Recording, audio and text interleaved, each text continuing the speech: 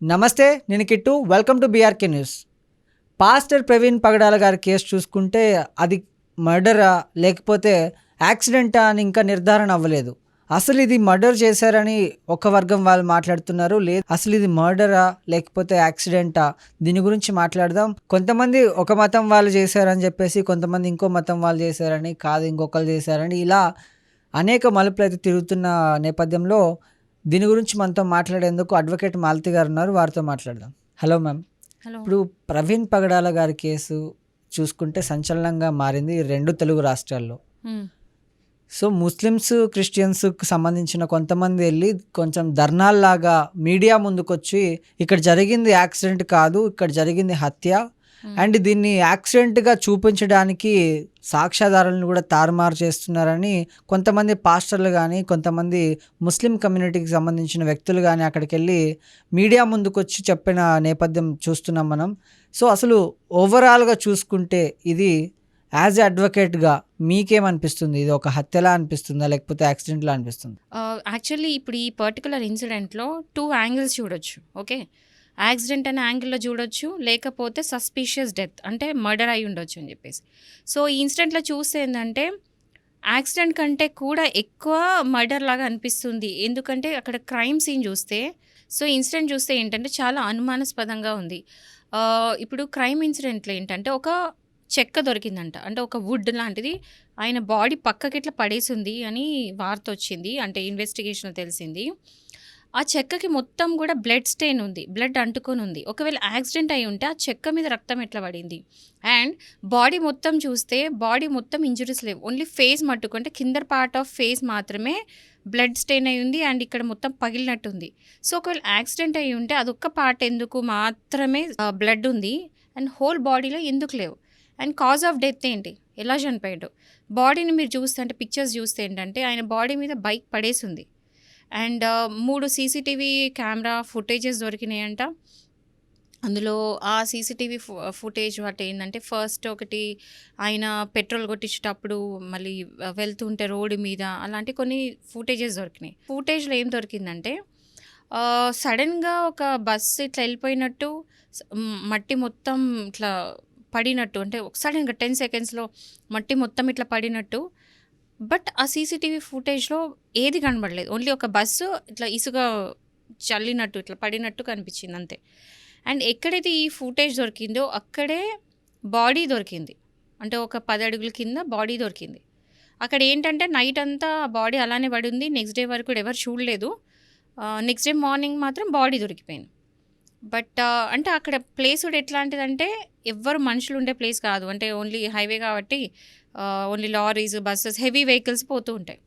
So అట్లాంటి ప్లేస్లో ఎవరు చూసే అవకాశం లేదు. నెక్స్ట్ డే మార్నింగ్ వేరే అక్కడ పబ్లిక్ చూసి బయటికి చెప్పడం జరిగింది.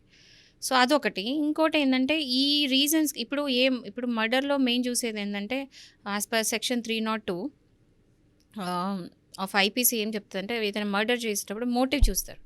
సో ఇక్కడ ఏంటంటే మోటివ్ ఇక్కడ ఏం కనిపిస్తుంది అంటే, కొన్ని రోజుల క్రిందట ఈయన అంటే ఆయనకి ప్రాణభయం ఉంది అని చెప్పేసి ఓపెన్గా స్టేట్మెంట్ ఇచ్చారు, అండ్ గవర్నమెంట్ నుంచి ప్రొటెక్షన్ కూడా అడిగారు. ఏంటంటే షమీ అని ఒక పర్సన్ నుంచి, అంటే ఒక ముస్లిం నుండి ఆయనకి థ్రెట్ ఉంది.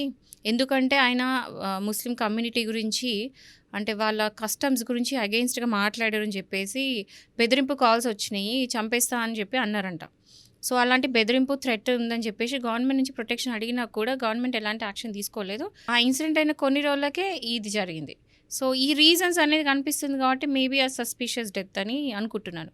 సో ఒకవేళ యాక్సిడెంట్ అయితే అది నార్మల్ యాక్సిడెంట్ కేసు కింద పోతుంది. బట్ ఒకవేళ ఇలా ఈ క్లూస్ తీసుకొని కనుక పోలీస్ ఇన్వెస్టిగేషన్ స్టార్ట్ చేస్తే సెక్షన్ 174 ఆఫ్ సిఆర్పిసి బట్టి ఏంటంటే డెత్ అండర్ సస్పీషియస్ సర్కమ్స్టాన్సెస్, అంటే ఒకవేళ ఒక పర్సన్ ఎవరైనా చనిపోతే అది సస్పీషియస్గా ఉంది, అంటే అనుమానాస్పదంగా చనిపోయి ఉంటే కనుక ఆ సెక్షన్ కింద ఫైల్ అవుతుంది కేసు, అండ్ ఇన్వెస్టిగేషన్ అనేది ఇక్కడ స్టార్ట్ అవుతుంది.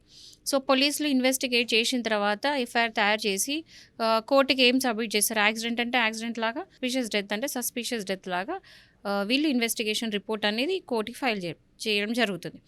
దాన్ని బట్టి ఫర్దర్ ప్రొసీడింగ్స్ ఎట్లుంటాయి అనేది తర్వాత చూసుకోవాలి. ఇంకోటి, ఇప్పుడు యూజువల్గా ఎవరైనా అంటే హైవే నుంచి వెళ్తున్నారు, ఈయన రాజమండ్రి నుంచి హైదరాబాద్కి వస్తున్నారు అని అంటే ప్రాథమిక రిపోర్ట్ ఉంటారు కదా, దాంట్లో తెలిసింది. సో ఆయన అక్కడ నుంచి ఇక్కడికి వస్తున్నప్పుడు ఒక హాఫ్ హెల్మెట్ వేసుకొని ఉన్నారు. అంటే ఫుల్ హెల్మెట్ కాకుండా హాఫ్ ఫేస్ కవర్డ్ హెల్మెట్స్ ఉంటాయి కదా, ఆ హెల్మెట్ వేసుకొని ఉన్నారంట. అండ్ బైక్కి హెడ్ లైట్స్ లేవు. ఏ పర్సన్ కూడా హైవే మీద పోయేటప్పుడు కనీసం హెడ్ లైట్స్ చెక్ చేసుకుంటారు, కానీ లైట్స్ లేకుండా కేవలం ఇండికేటర్తో నడిపించుకుంటూ వచ్చారంట. సో ఇది ఒకటి కూడా మనం అంటే ఇది మనం కన్సిడర్ చేయాలి. మరి హెడ్ లైట్స్ లేకుండా ఇండికేటర్ వేసుకుంటా నడుపుకుంటూ రావడం ఒకటి. ఒకవేళ హెల్మెట్ వేసుకొని ఉంటే హెల్మెట్ అనేది ప్రొటెక్ట్ చేస్తుంది అంటే యాక్సిడెంట్ అయినప్పుడు. అది కాకుండా ఈ తలకేం దెబ్బ తాకుండా, తలపాటు ఏం లేకుండా ఇక్కడ మాత్రమే ఈ రైట్ సైడ్ మాత్రమే ఇక్కడ చాలా పెద్ద ఇంజ్యూర్ అయినట్టు కనిపిస్తుంది పిక్చర్స్లో చూస్తే. సో ఇది ఒకటి ఏంటంటే కొంచెం సస్పీషియస్గా ఉంది. ఇలా చాలా అంటే ఎన్నో సస్పీషియస్ థింగ్స్ ఉన్నాయి కాబట్టి. ఏదైనా బస్సు వచ్చి బైక్ను గుద్దితే బైక్ ఒక పక్క, మనిషి ఒక పక్క పడతారు మాక్సిమం మనం చూసే కేసెస్లో అయితే.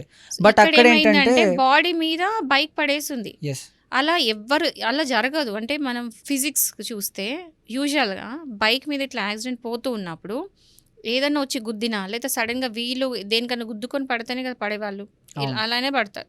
సో అలా ఉన్నప్పుడు బాడీ ఒక దగ్గర పడుతుంది, బైక్ ఇంకో దగ్గర పడుతుంది యూజువల్గా as per physics.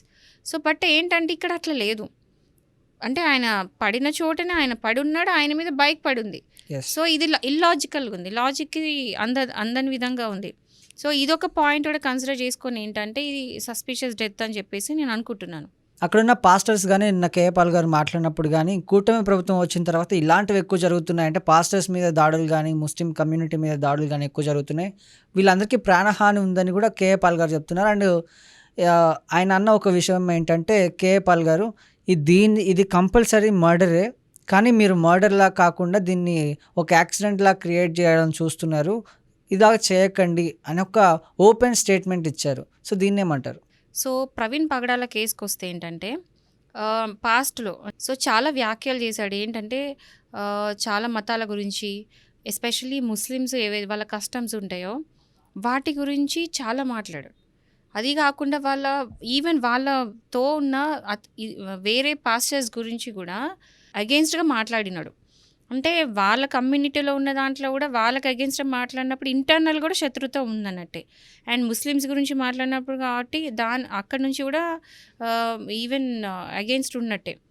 Main thing ఏంటంటే ఇక్కడ బాగా గమనించాల్సిన విషయం ఏంటంటే షమీ అనే పర్సన్ నుంచి ఇతనికి వచ్చిన థ్రెట్ కాల్, చంపేస్తా అన్న థ్రెట్ కాల్. ఇది బయట ఓపెన్గా స్టేట్మెంట్ ఇచ్చారు, ఇట్లా నాకు థ్రెట్ ఉంది, ప్రాణహాని ఉందని చెప్పేసి ఓపెన్గా ఇచ్చారు.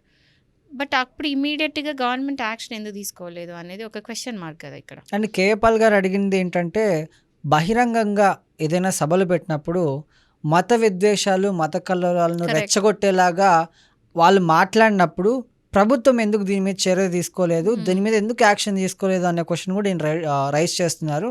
దీని మీద మీరేమంటారు? ఎవరైనా సరే యాజ్ అ రెస్పాన్సిబుల్ పర్సన్ ఒకసారి ఓపెన్గా స్పీచ్ ఇస్తున్నారు, ప్రజలని ఇంపాక్ట్ చేసేది, ఎఫెక్ట్ చేసేది ఏదైనా ఉంది, అలాంటి స్టేజ్ మీద మాట్లాడే వాళ్ళు ఏంటంటే చాలా జాగ్రత్తగా మాట్లాడేటప్పుడు ఎట్లా అంటే కమ్యూనల్ రైవల్రీస్ అనేది పెంచొద్దు.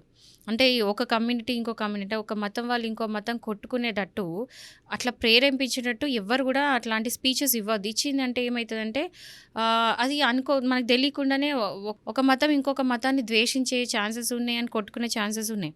సో ఇట్లాంటి వాళ్ళు ఏంటంటే రెస్పాన్సిబుల్ ఫీల్ అయ్యి ఎవరి గురించి కూడా మాట్లాడద్దు. సో ఇక్కడ ఏంటంటే గవర్నమెంట్ అనేది ఎప్పుడైనా ఇట్లాంటి హేట్ స్పీచ్ చేసినప్పుడు వాళ్ళంతటి వాళ్ళే వచ్చి యాక్షన్ తీసుకొని వాళ్ళకి ఒక వార్నింగ్ లాగా ఇచ్చి ఇంకోసారి ఇట్లా రిపీట్ చేయొద్దని చెప్పడం అలాంటి చెయ్యాలి.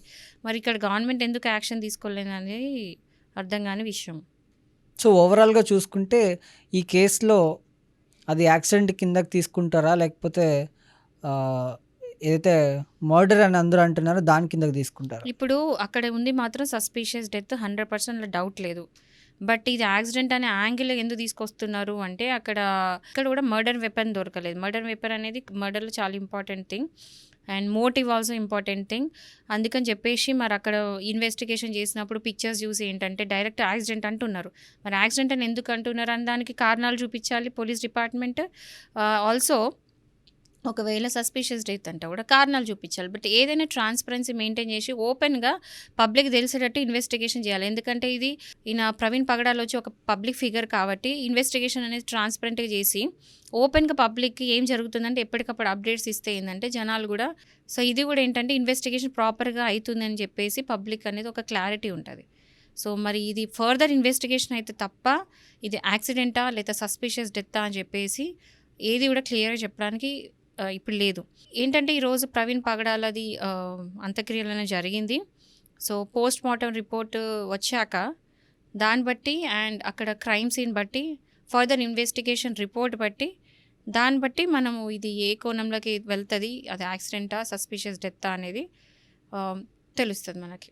సో ఇక్కడ ఏంటంటే పోలీస్ డిపార్ట్మెంట్ నుంచి ఎస్పీ కిషోర్ గారు ఒక స్టేట్మెంట్ ఇచ్చారు. అంటే ఇది యాక్సిడెంట్ అయి ఉంటుందని చెప్పేసి స్టేట్మెంట్ ఇచ్చారు. సో మరి ఇప్పటికైతే పోలీస్ డిపార్ట్మెంట్ ప్రకారం అది యాక్సిడెంట్ లానే చూస్తున్నారు.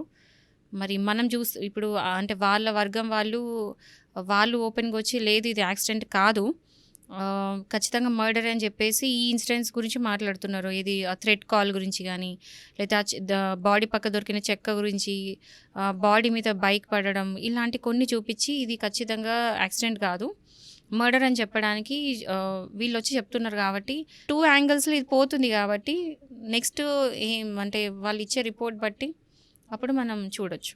Okay ma'am, thank you.